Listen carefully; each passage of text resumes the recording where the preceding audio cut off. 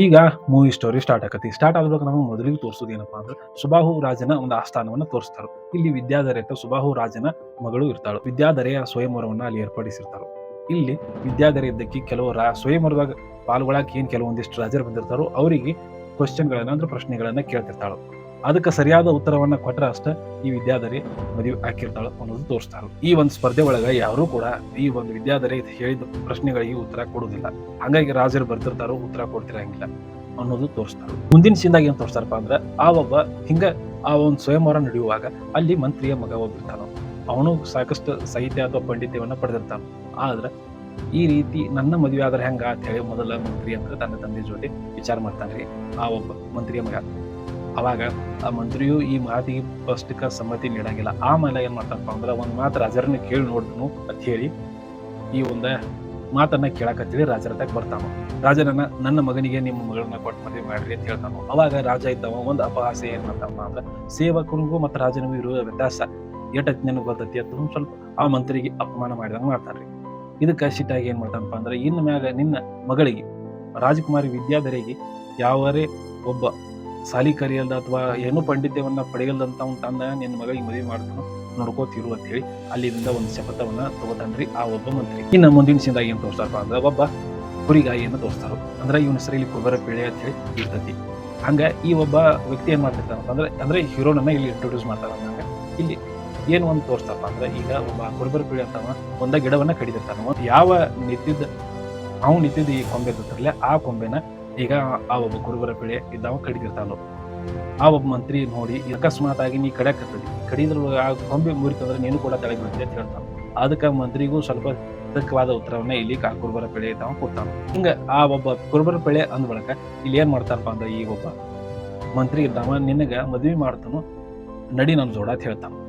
ಯಾರ್ ಮದ್ವಿ ಮಾಡ್ತೀಯ ಕುರುಬರ ಪಿಳೆ ಕೇಳಿದ ಬಳಕ ರಾಜಕುಮಾರಿ ಅಂತ ರಾಜಕುಮಾರಿ ನಿನ್ನ ಮದ್ವಿ ಮಾಡಿ ಕೊಡ್ತಾನು, ನಾ ಹೇಳ್ದಂಗ ಕೇಳ್ಬೇಕು ಅಂತ ಹೇಳಿ ಆ ಒಬ್ಬ ಕುರುಬರ ಪಿಳೆ ಅಂದ್ರೆ ಕುರಿಗಾಯನ ತಗೊಂಡ ಅಲ್ಲಿ ಕರ್ಕೊಂಡ ಹೋಗ್ಬಿಡ್ತಾನೋ ಆಸ್ಥಾನಕ್ಕೆ. ಇಲ್ಲಿ ತನ್ನ ಆಸ್ಥಾನ ಅಂದ್ರ ಮಂತ್ರಿಯ ಅರಮನೆ ಒಳಗ್ ತಂದ ಅವನಿಗೆ ಏನೂ ಬರ್ತಿದ್ದಿಲ್ಲ ಅಂದ್ರೂ ರಾಜನ ತರ ವೇಷ ಮಾಡಿ ಅವನಿಗೆ ಕಾಶ್ಮೀರದಿಂದ ಬಂದಿರುವಂತ ರಾಜ ಅಂತ ಹೇಳಿ ಅವನಿಗೆ ಗುರ್ತಾ ಮಾಡಿ ಆ ಒಂದು ಆಸ್ಥಾನಕ್ಕೆ ಒಯ್ತಾನು. ಅಂದ್ರೆ ಆ ವಿದ್ಯಾಧರೆ ಎಲ್ಲಿ ಸ್ವಯಂವರದ ಪ್ರಶ್ನೆಗಳನ್ನ ಕೇಳ್ತಿರ್ತಾಳೋ ಆ ಒಂದು ಜಾಗದಲ್ಲಿ ಹೋದ ಆ ಒಬ್ಬ ಕುರುಬರ ಪಿಳೆಯನ್ನ ಕೂಡಿಸ್ತಾನ. ಕುರಿಕಾಯ ಅವಂಗ ಏನ್ ಕೊಲಿಸ್ಕೊಟ್ಟಿರ್ತಾನಪ್ಪ ಅಂದ್ರೆ ಈಗ ಏನೋ ಕೇಳ್ರು ಸಮಯ ಈಗ ಇಲ್ಲ, ನಾನು ಮಾತಾಡಕ ಕೇಳಕ ಸಮಯ ಇದಲ್ಲ, ಇಷ್ಟು ಮಾತಾಡೋದು ಹೇಳಿರ್ತಾನ. ಅದೇ ರೀತಿ ಈಗ ಆ ಒಬ್ಬ ಕುರಿಬರ ಪಿಳೆ ಇದ್ದವ ಕೂಡ ಅದನ್ನ ಮಾತಾಡ್ತಾನ. ಅವಾಗ ಈ ಒಬ್ಬ ಮಂತ್ರಿನ ಏನ್ ಮಾಡ್ತಾನಪ್ಪ ಅಂದ್ರ ರಾಣಿಯ ಕೇಳಿದ ಕೆಲವೊಂದು ಪ್ರಶ್ನೆಗಳಿಗೂ ಮಂತ್ರಿನ ಉತ್ತರವನ್ನ ಕೊಡ್ತಾನ.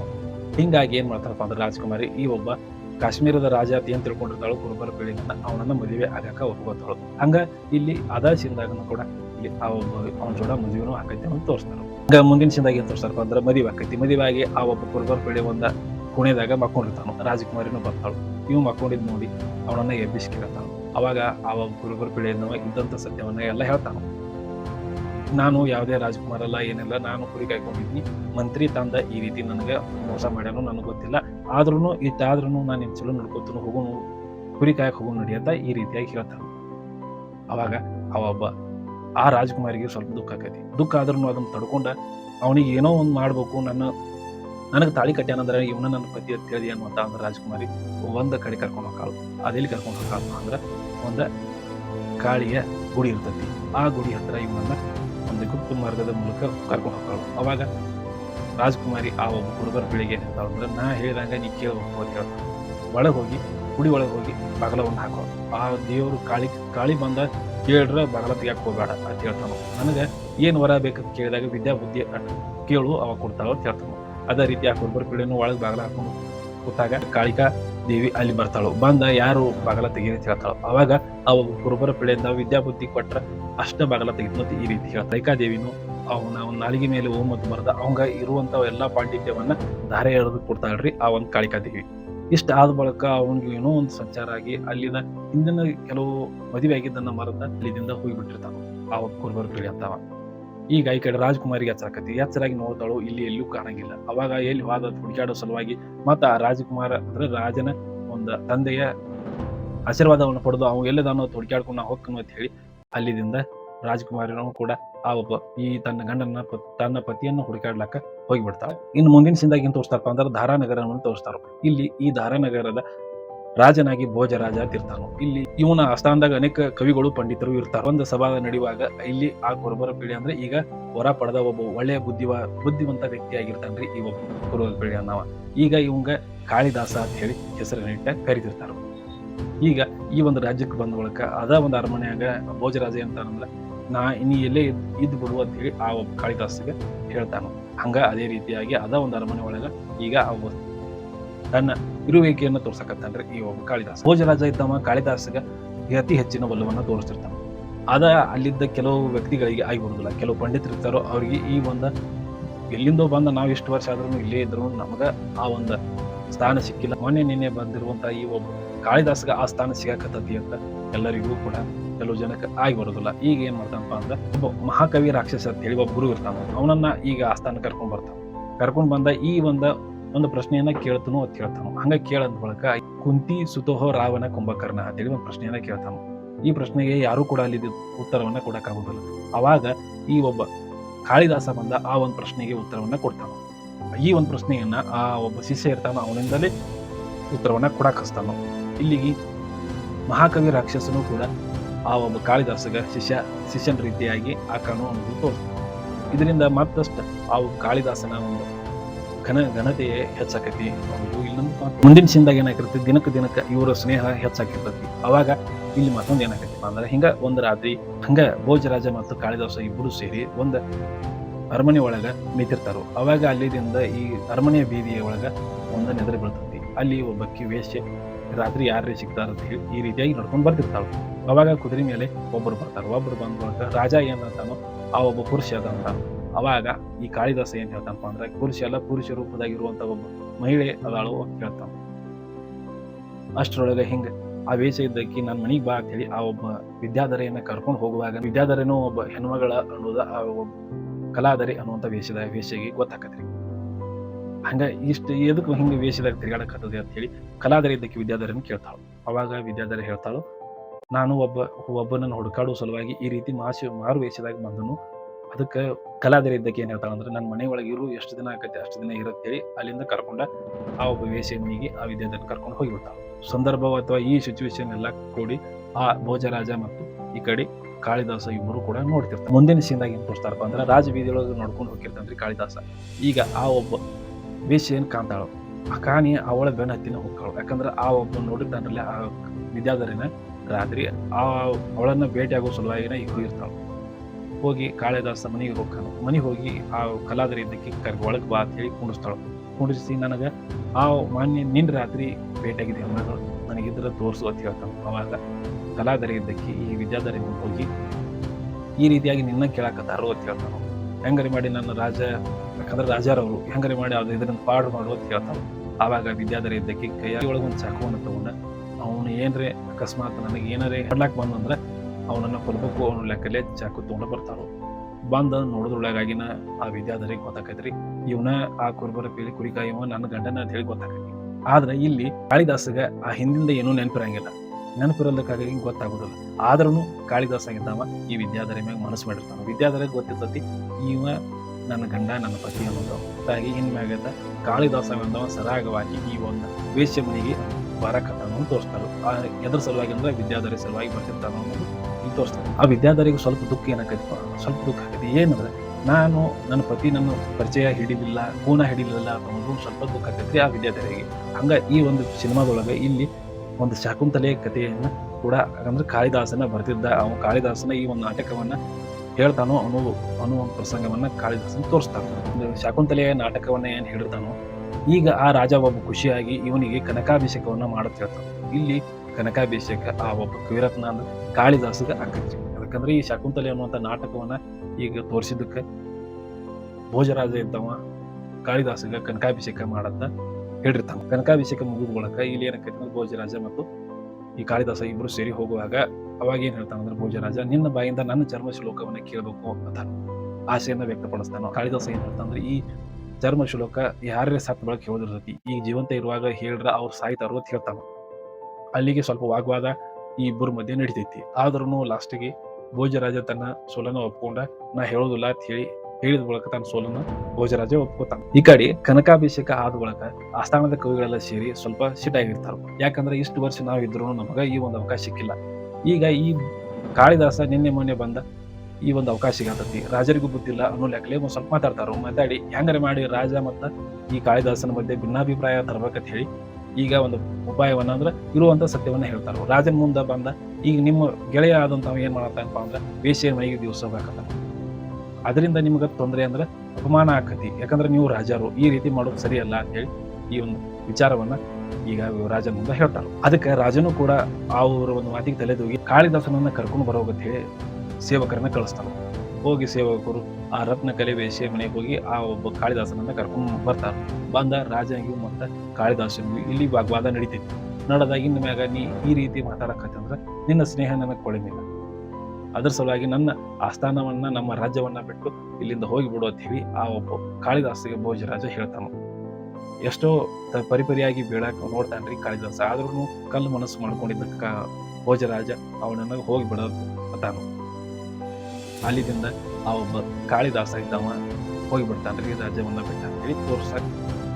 ಈ ಒಂದ ಕಾಳಿದಾಸಗ ರಾಜ್ಯವನ್ನ ಬಿಟ್ಟು ಹೋಗತ್ ಹೇಳ್ಯಾರ ಅಂತ ಹೇಳಿ ವೇಶ್ಯೆ ಕಲಾದರಿಗೆ ಗೊತ್ತಾಕತಿ. ಕಲಾದರಿ ಇದ್ದಕ್ಕೆ ವಿದ್ಯಾಧರಿ ಹೇಳ್ತಾರ. ಅವಾಗ ಏನೋ ಒಂದು ತಪ್ಪಾಗಿ ಆಗಿದೆ ಅಂತ ಹೇಳೋದು ಆ ಒಬ್ಬ ವಿದ್ಯಾಧರಿ ಇದ್ದಕ್ಕೆ ಏನ್ ಮಾಡ್ತಾರ ಅಂದ್ರೆ ಓಡಿ ಭೋಜರಾಜ ಅಂತ ಹೋಗ್ತಾವ. ಹೋಗಿ ಭೋಜರಾಜ ಇಲ್ಲಿ ಏನ್ ಹೇಳ್ತಾನ ಅಂದ್ರೆ ನೀವು ಒಬ್ಬ ವೇಶ್ಯೆಯಲ್ಲಿ ಇನ್ನ ಸಂಚಾರ ಅವ ಮಾಡ್ಯಾನಂದ್ರೆ ಅವ ರಾಜಮನೆತನಕ್ಕೆ ಸೇರಿದವ ಆಗಿರ್ಲಾಕ ಸಾಧ್ಯನೇ ಇಲ್ಲ ಅಂತ ಹೇಳಿ ಈ ರೀತಿಯಾಗಿ ಮಾತಾಡ್ತಾನ. ಅಂದ್ರೆ ರಾಜನ ಒಬ್ಬ ಗೆಳೆತನವನ್ನ ಬಯಸಕ್ ಅರ್ಹನಲ್ಲ ಅವ ಅಂತ ಈಗ ಆ ಒಬ್ಬ ಭೋಜರಾಜನ ವಾಗ್ವಾದ ಆಗಿರ್ತದೆ. ಈಗ ಆ ವಿದ್ಯಾಧರ ಇದ್ದಕ್ಕೆ ಇರುವಂತಹ ವಿಷಯವನ್ನ ಹೇಳ್ತಾಳು. ಯಾಕಂದ್ರೆ ನಾ ವೇಶ್ಯ ಅಲ್ಲ, ನಾನು ಸುಬಾಹು ರಾಜನ ಮಗಳು ವಿದ್ಯಾಧರಿ ಅಂತ ಹೇಳ್ತಾನು. ಅವಾಗ ಈ ವಿಚಾರವನ್ನ ತಿಳಿದಿರ್ತಕ್ಕಂಥ ಈ ಭೋಜರಾಜ ಒಪ್ಕೋತಾನು. ಅಂದ್ರೆ ನಡೆದಿರ್ತಕ್ಕಂಥ ವಿಷಯವನ್ನೆಲ್ಲ ಮಂತ್ರಿ ಯಾವ ರೀತಿ ಮೋಸ ಮಾಡಿದ, ಇವ್ ಯಾವ ರೀತಿ ಕುರಿ ಕಾಯ್ತಿದ್ದ, ಕಾಳಿಯ ಹೊರದಿಂದ ಇವಂಗ ಬುದ್ಧಿ ಸಿಕ್ತು ಅಂತ ಹೇಳಿ ಎಲ್ಲ ವಿಷಯವನ್ನ ಹೇಳ್ತಾನ. ಆದ್ರೆ ಎಲ್ಲೂ ಕೂಡ ಈ ಕಾಳಿದಾಸನ ಸುಳಿವು ಸಿಗುದಿಲ್ಲ. ಹಂಗಾಗಿ ಅಲ್ಲೇ ಆದ ಒಂದು ಅರಮನೆ ಒಳಗೆ ಇಷ್ಟ ಇರ್ತೈತಿ. ಇನ್ನು ಮುಂದಿನ ಸಿಂದಾಗ ಏನ್ ತೋರ್ತಾರಪ್ಪ ಅಂದ್ರೆ ಇಷ್ಟೆಲ್ಲಾ ಸಂದರ್ಭ ನಡೆಯುವಾಗನ ಆಸ್ಥಾನಕ್ಕ ಡಿಮ್ ಕವಿ ಬರ್ತಾನ. ಬಂದ ಒಂದು ಪ್ರಶ್ನೆಯನ್ನ ಕೇಳ್ತಾನ ಆಸ್ಥಾನಕ್ಕ, ಕಮಲೆ ಕಮಲೋತ್ಪತ್ತಿ ಅಂತ ಹೇಳಿ. ಈ ಒಂದು ಪ್ರಶ್ನೆಗೆ ಯಾರು ಉತ್ತರ ಕೊಡ್ತಿರೋ ಹೇಳ್ರಿ ಅಂತ ಹೇಳ್ತಾನ. ಅವಾಗ ಅಲ್ಲೇ ಇರುವಂತ ಎಲ್ಲಾ ಆಸ್ಥಾನದ ಕವಿಗಳು ಅವ್ರ ಕಡೆ ಉತ್ತರ ಕೊಡೋನ್ನ ಕೊಡಕ್ ಆಗುದಿಲ್ಲ.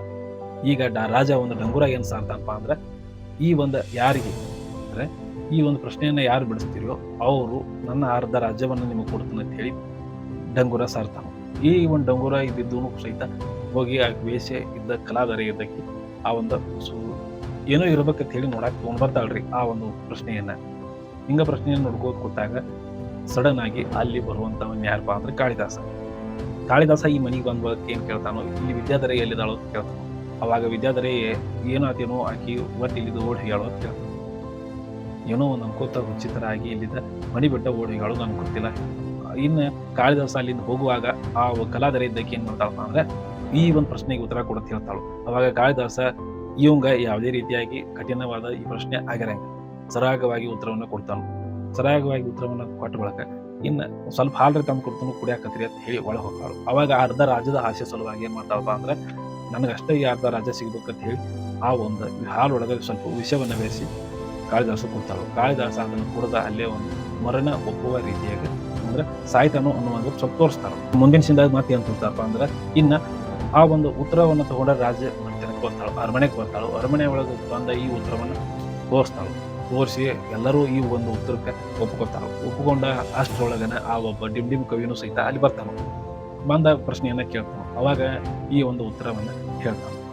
ಅವಾಗ ಅವ್ನಿಗೆ ಏನ್ ಸಂಶಯ ಬರ್ತೈತಪ್ಪ ಅಂದ್ರೆ ಒಬ್ಬ ನಾ ಇಷ್ಟು ಪಂಡಿತ ಇದ್ದ ಒಬ್ಬ ವಯಸ್ಸೆ ಈ ಒಂದು ಪ್ರಶ್ನೆಗೆ ಉತ್ತರವನ್ನ ಹೇಳಿದ್ರಂದ್ರೆ ನಾ ನಂಬಂಗಿಲ್ಲ ಅಂತ ಹೇಳ್ತಾನ. ಅವಾಗ ಅಲ್ಲಿ ಒಂದು ಪ್ರಶ್ನೆ ಒಳಗನ ಉತ್ತರ ಒಳಗ ಒಂದ ತಪ್ಪನ್ನ ಕಂಡು ಹಿಡಿತಾನ್ರಿ ಆ ಒಬ್ಬ ಡಿಮ್ ಕವಿ. ಸರಿಯಾಗಿ ಹೇಳು ಯಾರು ಈ ಒಂದು ಕವಿತೆಯನ್ನ ಅಂದ್ರೆ ಯಾರು ಬರ್ದಾರ ಉತ್ತರವನ್ನ ಅಂತ ಹೇಳ್ತಾರ. ಅವಾಗ ಡಿಮ್ ಕವಿನ ಏನ್ ಹೇಳ್ತಾನಪ್ಪ ಅಂದ್ರ ಈ ಒಂದು ಉತ್ತರ ಕೊಡಕ್ ಸಾಧ್ಯ ಇದ್ದವ ಕಾಳಿಯ ವರ ಪಡೆದಿರ್ತಕ್ಕಂಥ ಕಾಳಿದಾಸ ಒಬ್ಬ ಕತಿ, ಉಳ್ಕಿದವ್ರಿಗೆ ಯಾರಿಗೂ ಸಹಿತ ಈ ಒಂದು ಉತ್ತರ ಕೊಡಕ್ ಸಾಧ್ಯ ಇಲ್ಲ ಅಂತ ಹೇಳ್ತಾನ. ಅವಾಗ ಭೋಜರಾಜ ಇದ್ದವ ಸಿಟ್ಟಿಗೇರಿ ಆ ಮತ್ತಷ್ಟು ಕೇಳಿದ ಮೂಲಕ ನನ್ ಮನೆಯಾಗದಾರು ಅಂತ ಹೇಳ್ತಾಳು. ಅವಾಗ ಕೆಲವು ಸೇವಕರನ್ನ ಕರೆಸಿ ಅವನನ್ನ ಹೊಳೆ ಅರಮನೆ ಕರ್ಕೊಂಡ್ ಕರೆಸ್ತಾರ. ಅಷ್ಟ್ರೊಳಗ ಸೇವಕರು ಬಂದು ಏನ್ ಹೇಳ್ತಾರಪ್ಪ ಅಂದ್ರೆ ಈ ಒಂದು ವಿಷ ಹಾಕಿ ಈ ಒಬ್ಬ ರತ್ನಕಲೆ ಇವಳನ್ನ ಕೊಂದಾನು, ಆ ಕಾಳಿದಾಸ ವಿಷ ಹಾಕಿ ಕೊಂದಾಳು ಹೇಳ್ತಾರ.